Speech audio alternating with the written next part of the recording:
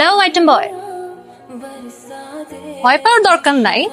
তুই যে হেভি পোংটা, এটা আমি বুঝে গেছি। জি ভাল লাগছে তোরে? হ্যাঁ, আমি তোর সিনিয়র না হলে তোর প্রেমে পড়ে যেতাম। থ্যাংক ইউ আপু। থ্যাংক ইউ কেন? আমার তো একটাই মন, দিয়ে দিয়েছে একজনকে। কাকে? তাকে। ও,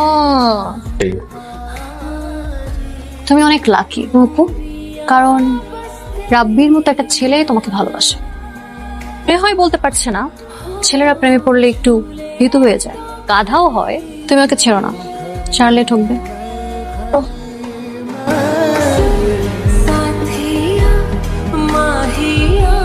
আমাকে খুঁজতেছো?